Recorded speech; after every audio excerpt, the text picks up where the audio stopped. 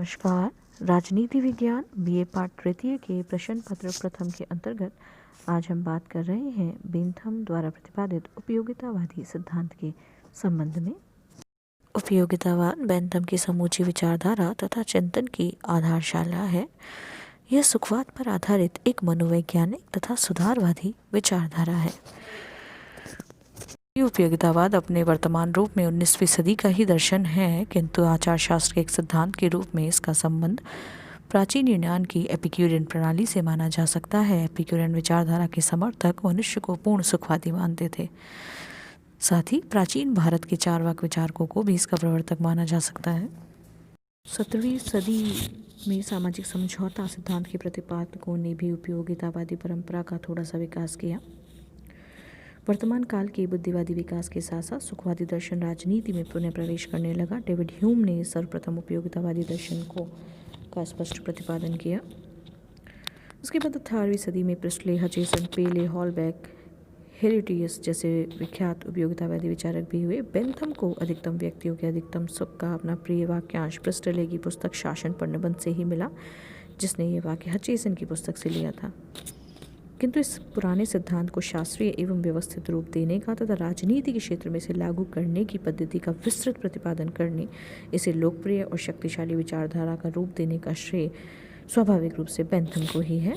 इसी कारण उपयोगितावाद को कई बार बेंथम के नाम से भी या बेंथमवाद भी कहा जाता है। बेंथम के अनुसार उपयोगिता के सिद्धांत का अर्थ उस सिद्धांत से है जो प्रत्येक कार्यवाही को, चाहे वह जो भी क्यों न हो, ऐसी धारणा के आधार पर स्वीकार या अस्वीकार करता है जिससे ऐसा लगता है कि वैचारिक पक्ष के हित में या तो अभिवृद्धि कर रहा है या ह्रास कर रहा है। दूसरे शब्दों में सुख की अभिवृद्धि या ह्रास का सिद्धांत भी इसे कह सकते हैं। यह प्रत्येक कृत्य पर लागू होता है, केवल व्यक्ति के निजी कृत्यों पर ही नहीं, सरकार के क्रियाकलापों पर भी यह समान रूप से लागू होता है। बेंथम कार्यों के उद्देश्य की अपेक्षा परिणाम को महत्वपूर्ण मानता है कि कोई काम किस उद्देश्य से किया जाता है इसका महत्व नहीं है, महत्व परिणाम का है। जो वस्तु हमें सुखद अनुभूति देती है वह अच्छी है, उपयोगी है, और जिस वस्तु से हमें दुख की अनुभूति होती है वह बुरी है, गलत है और अनुपयोगी है। इस प्रकार उपयोगिता का सिद्धांत सुख की प्राप्ति और दुख के निवारण का सिद्धांत है। सुख दुख का स्वरूप क्या है, इसका निर्धारण कैसे किया जाए, इसका भी बेंथम ने वैज्ञानिक ढंग से विवेचन किया है। बेंथम के अनुसार प्रकृति ने मनुष्य को आनंद और पीड़ा नामक दो सर्वोच्च प्रभुओं के शासन में रखा है। हम जो कुछ भी करते हैं, जो कुछ भी कहते हैं और जो कुछ भी सोचता है, सब में हम इनके अधीन हैं। सुख दुख के स्वरूप को समझाने के लिए बेंथम उन्हें सामान्य और जटिल में बांधते भी हैं। वो कुछ सामान्य सुख बताते भी हैं, जैसे इंद्रिय सुख, वैभव सुख, कौशल का सुख, मित्रता का सुख, यश का सुख, शक्ति या सत्ता का सुख, कल्पना का सुख, धार्मिक सुख, दया का सुख, निर्दयता का सुख, स्मृति सुख, आशा का सुख, संपर्क या मिलन का सुख और सहायता का सुख। इसी प्रकार बेंथम सामान्य दुख भी बताते हैं, जैसे दरिद्रता, भावना, हिचकिचाहट, शत्रुता, अपयश, धार्मिकता, दया, निर्दयता, स्मृति, कल्पना, आशा और संपर्क। सामान्य सुखों दुखों के इस वर्गीकरण को प्रस्तुत करने के पश्चात बेंथम ये भी कहते हैं कि इनके सम्मिश्रण से विभिन्न प्रकार के जटिल सुख दुख भी पैदा होते हैं। बेंथम ने सुख दुख के निर्धारक तत्व भी बताए हैं, जैसे स्वास्थ्य, शक्ति, कठोरता, शारीरिक कमजोरी, मन की चंचलता, मनोवृत्ति, अनुभव ग्रहण करने की शक्ति, नैतिक पक्षपात, धार्मिक पक्षपात, लिंग, शिक्षा, जलवायु, वंश आदि। बेंथम के अनुसार सुख दुख की मात्रा की गणना करते हुए इन्हें भी ध्यान में रखा जाना चाहिए। बेंथम सुख दुख प्राप्ति के 4 स्रोत भी बताते हैं। ये 4 स्रोत हैं भौतिक, नैतिक, राजनीतिक और धार्मिक। प्रकृति से प्राप्त होने वाले सुख भौतिक सुख कहलाते हैं।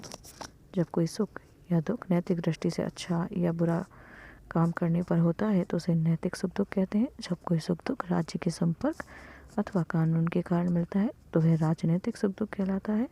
धार्मिक मान्यताओं के अनुसार या उनके विरुद्ध काम करने पर जो सुख दुख मिलता है उसका स्रोत धर्म होता है। बेंथम के उपयोगितावादी सिद्धांत की एक महत्वपूर्ण बात यह है कि वह विभिन्न सुखों में केवल परिमाण या मात्रा का ही भेद मानते हैं, गुण का नहीं। उनके अनुसार विभिन्न सुख एक दूसरे से कम या अथवा अधिक हो सकते हैं, किंतु गुण में भिन्न नहीं हो सकते। यदि हम कहें कि काव्य का आनंद भोजन के आनंद से अच्छा है तो उसका अर्थ यह होगा वह भोजन के आनंद से मात्रा में अधिक है। इस संबंध में उनकी प्रसिद्ध उक्ति भी है कि सुख की मात्रा समान होने पर पुष्पिन भी उतना ही श्रेष्ठ है जितना कि काव्य पाठ। साथ ही बेंथम ये भी कहते हैं कि राज्य के आदेशों का पालन इसलिए होता है क्योंकि ये उपयोगी है और सामान्य हित और सुख को बढ़ाने वाला है। राज्य के नियमों के आज्ञा पालन से होने वाले लाभ आज्ञा भंग के दुष्परिणामों से अधिक है। बेंथम की दृष्टि से राज्य का आधार उपयोगिता से उत्पन्न होने वाली आज्ञा पालन की आदत है। इस प्रकार राजनीति के क्षेत्र में उपयोगिता का सिद्धांत कानून प्रदान करने वालों का तथा शासन का मार्गदर्शन करता है। बेंथम क्योंकि कहते हैं कि सुख दुख को मापा जा सकता है, इसके लिए उन्होंने एक आनंद मापक पद्धति प्रदान की है। उनके अनुसार इस संबंध में विभिन्न बातों पर ध्यान देना चाहिए, जैसे तीव्रता, अवधि, निश्चितता, निकटता या दूरी, उत्पादकता और विशुद्धता। ये बातें व्यक्तिगत सुख और दुख को मापने के लिए आवश्यक हैं, किंतु व्यक्ति समूह के सुख और दुख को मापने के लिए अन्य प्रकार की बातों पर भी ध्यान देना जरूरी है। यह है विस्तार, अर्थात मिलने वाले सुख या दुख का प्रभाव कितने व्यक्तियों पर पड़ने वाला है, व्यक्ति के लिए कौन सा कार्य करना उपयोगी होगा। इसके लिए उपरोक्त सातों आधारों को अंक देकर अधिक अंक वाला कार्य अपनाना होगा। मिथ्यावादी सिद्धांत का अध्ययन करने के बाद इसके कुछ निश्चित रूप से कुछ निष्कर्ष निकाले जा सकते हैं, जैसे सुख ही एकमात्र इच्छित वस्तु है। बेंथम की उपयोगितावादी सिद्धांत का एक निष्कर्ष ये है कि मनुष्य के लिए सुख ही एकमात्र अच्छी और इच्छित वस्तु है। धन, पद, स्वास्थ्य, यहाँ तक कि सद्गुण भी मानव जीवन में दूसरे स्थान पर आते हैं और ये सब मनुष्य के अंतिम उद्देश्य और सुख प्राप्ति के साधन मात्र हैं। एक अन्य निष्कर्ष जो इस सिद्धांत का निकाला जा सकता है वो है सुख दुख का गणितीय मापन। बेंथम का विश्वास है कि सुखों और दुखों को तुलनात्मक आधार पर मापा जा सकता है। इस प्रकार सुख दुख मापने की पद्धति को वो सुखवादी गणना पद्धति के नाम से पुकारते हैं। एक अन्य निष्कर्ष की सुख की इच्छा रखता है ये सिद्धांत दुख का बहिष्कार करना चाहता है, क्योंकि सिद्धांत मानता है कि प्रत्येक व्यक्ति भी सुख चाहता है और दुख से दूर रहना चाहता है। सार्वभौमिक सिद्धांत बेंथम के अनुसार उपयोगिता का सिद्धांत सार्वभौम रूप से लागू होने वाला सिद्धांत है। मानव के समस्त व्यापारों, सभी सेवाओं में यह सिद्धांत पूर्ण रूप से लागू होता है। उनकी सबसे महत्वपूर्ण धारणा यह है कि वह राज्य को एक ऐसा समूह समझता है जिसे मनुष्यों ने अपनी सुख की वृद्धि के लिए संगठित किया है। राज्य की आज्ञा का पालन भी हम इसलिए करते हैं क्योंकि ऐसा करना हमारे लिए लाभदायक है, उपयोगी है और सुख को बढ़ाने वाला है। कोई भी सरकार तभी तक कायम रहती है और नागरिकों की निष्ठा की हकदार होती है जब तक कि वह समाज के सामान्य सुखों का ध्यान रखती है और उसमें अभिवृद्धि करती है। बेंथम अपने सिद्धांत का अर्थात उपयोगितावादी सिद्धांत का सबसे अधिक प्रयोग कानून निर्माण में करना चाहते हैं। उनका मत है कि विधायक के हाथ में अधिकतम लोगों का अधिकतम हित जैसा यदि यंत्र पकड़ा दिया जाए तो कानून सही प्रकार से निर्माण किया जा सकता है। विभिन्न विद्वानों के द्वारा बेंथम की उपयोगितावादी सिद्धांत की आलोचना भी की गई है। कुछ का कहना है कि बेंथम द्वारा प्रतिपादित सुख की मान्यता, जो कि बेंथम के विचारों का आधार है, उनके राजदर्शन की सबसे बड़ी कमजोरी है। यह धारणा कि सुख और दुख हमारे संपूर्ण आचार विचार को निर्धारित करते हैं भ्रमपूर्ण है।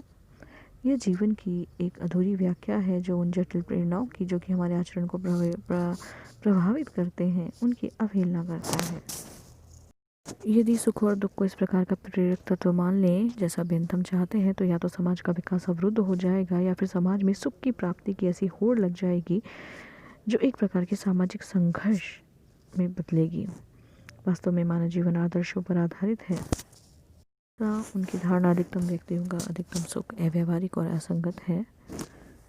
कि मान लीजिए कि ए कार्य करने से तथा ब कार्य करने से यह तय करना है कि कौन सा कार्य करें तो निर्णय लेना कठिन हो जाएगा, क्योंकि ए कार्य से 10 को भला होता है और ब कार्य से यदि 100 व्यक्तियों का भला होता है और दोनों में सुख की मात्रा अगर समान है। बेंथम अधिकतम सुख प्लस अधिकतम संख्या दोनों को चाहता है, परंतु ये स्पष्ट करने में बेंथम असफल रहे हैं कि इनका निर्धारण कैसे किया जाए। साथ ही बेंथम सुख का आधार भौतिकता मानता है, जबकि देशभक्ति, त्याग, सेवा, परोपकार आदि गतिविधियों में दुख उठाकर भी लोगों को मानसिक सुख मिलता है जो भौतिक सुख से उत्कृष्ट होता है। बेंथम सुख को मात्रात्मक मानता है जबकि असली सुख गुणात्मक होता है। सुखों में मात्रा तथा गुणों की दृष्टि से अंतर होता है। कुछ सुख मात्रा में कम होने पर भी गुणों की दृष्टि से ऊंचे होते हैं। बेंथम ने सुखवादी मापक यंत्र के द्वारा सुख दुख को मापने की व्यवस्था की है, किंतु व्यवहार में सुख दुख को मापा नहीं जा सकता। हमारे पास ऐसा कोई मापदंड नहीं है जिसके द्वारा हम किसी भावना की तीव्रता की निश्चित मात्रा की किसी अन्य भावना की तीव्रता से तुलना कर सकें। बेंथम के दर्शन का सबसे बड़ा दोष नैतिकता की उपेक्षा करना है। उन्होंने धर्म, नैतिकता और अंतःकरण का अपने दर्शन में कोई स्थान नहीं रखना है। इस प्रकार के दर्शन को स्वीकार करने का परिणाम यह होगा कि व्यक्ति अत्यधिक अवांछनीय और हानिकारक प्रवृत्तियां भी अपना लेंगे, जिसके परिणाम स्वरूप समाज में घोर अव्यवस्था और अनैतिकता उत्पन्न होगी। साथ ही आलोचकों के अनुसार बेंथम अपने उपयोगिता सिद्धांत द्वारा व्यक्ति और समाज की उपयोगिता के बीच सामंजस्य प्रस्तुत नहीं कर पाए हैं। बेंथम यह नहीं समझ पाए कि व्यक्ति और राज्य के हितों में भी संघर्ष हो सकता है। यद्यपि उन्होंने माना है कि अलग अलग व्यक्तियों के योग से राज्य के हितों का योग प्राप्त किया जा सकता है, पर यथार्थता यह है कि राज्य का हित अक्सर व्यक्ति के हित का विरोधी होता है और वह व्यक्तिगत हितों का कुल योग नहीं हो पाता। यदि व्यक्तिगत हितों को प्रधानता दी जाएगी तो वह सत्तारूढ़ बहुमत के ही सुखों को अल्पमत पर लादना होगा। इस आधार पर भी आलोचना करते हैं कि बेंथम प्रत्येक मनुष्य के सुख पर नहीं, वरन अधिकतम व्यक्तियों के अधिकतम सुख पर ध्यान देते हैं, जिसका अप्रत्यक्ष अर्थ है कि समाज की बहुसंख्या को अल्पसंख्यकों को चुनने और उन पर अत्याचार करने का अधिकार है। इसका मतलब है कि बहुसंख्यक जैसा चाहे वैसा करें। स्वीकार कर लिया जाए तो अत्याचारी शासक को प्रजा पर तब तक अन्याय अत्याचार करने का अधिकार मिल जाएगा जब तक वह अपने इस कार्य को बहुसंख्या को अधिकतम आनंद देने वाला सिद्ध कर सके। साथ ही बेंथम ने मानव प्रकृति का इतना अधिक सरलीकरण कर दिया है, वह उसको गणितीय संख्या जोड़, बाकी गुणा भाग द्वारा परखने का प्रयत्न करता है। वह हित, लाभ, सुख, अच्छा, प्रसन्नता शब्दों को पर्यायवाची मान लेता है, जबकि मानव प्रकृति इतनी सरल नहीं है। का यह भी कहना है कि बेंथम का उपयोगिता सिद्धांत मौलिक नहीं था। वह फ्रांसीसी हचिसन, कम्बरलैंड, ब्रिस्टले के विचारों को अपने साँचे में ढालने का प्रयास करता है। यहाँ तक कि उनके दर्शन का आधार वाक्य अधिकतम लोगों का अधिकतम सुख भी हचिसन से ग्रहण किया गया था। आलोचकों ने उपयोगितावादी सिद्धांत की बहुत अधिक आलोचना की है, किंतु ये सारी आलोचनाएं तर्कसंगत नहीं है। सच्चाई यह है कि उनका सिद्धांत बड़ा स्पष्ट लोकतांत्रिक और लोक कल्याणकारी राज्य की उदात्त भावना से अभिप्रेरित है। आधुनिक लोकतंत्र प्रणाली वस्तुतः व्यवहार में बहुसंख्यकों का ही शासन होता है, और फिर यदि बेंथम ने अधिकतम संख्या का अधिकतम सुख कहा है तो कहीं ना कहीं वह लोकतंत्र की ही बात कर रहे हैं।